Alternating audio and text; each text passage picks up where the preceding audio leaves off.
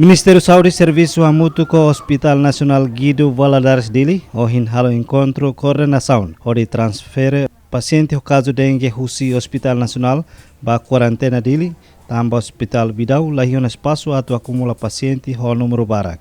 Diretor-Geral Serviço Cooperativa e Ministério Saúde Narciso Fernandes Ateten, Ministério Saúde Serviço Hamutu com Hospital Nacional Guido Valadares Dili atau insa transfer paciente dengue baik quarentena tastolo Dili iha semana ne.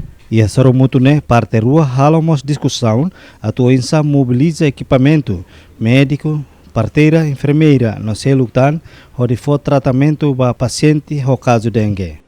Residente suficiente ela. Hoje amimos hari encontro com a várias gente CBC atau tem teste ba dengue nia. Si Diretora Laboratório Nacional apresenta Laboratório Nacional apresenta kata residente suficiente vacuna rua tolo mai.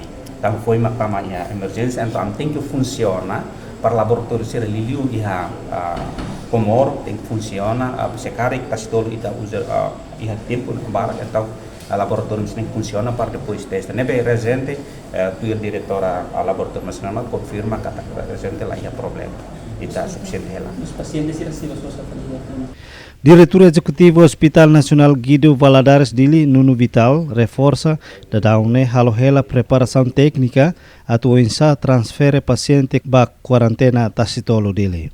Área clínico, se halo exercício na casa, composto médico geral, especialista de especialista tem que haretam caso dengue que tem que heredity específico dan transferência. Então, baseado no critério clínico. Não é halo encontro que a mim identifica recursos CNB, mas tem que concentrar de dia da situlu. Atau no hospital lá na parte funciona normal, se na parte em casa CNB, maka ane sampai baik. Entretanto, Direção Nacional Equipamento Médico, no Direção Nacional Administração Logístico, Ministério Saúde, da une instala um equipamento saúde cama para paciente sira e a quarentena dele onde for tratamento para paciente ho moras dengue. Equipamento nebe maka equipa Ministério Saúde instala e a quarentena maka stan soru hamutu klima nulo, monitor hat, termometer digital rua nulo, oxigênio concentrator sanulu resintolo, cama completa kulusaun hamutu hitu nulo no seluktan.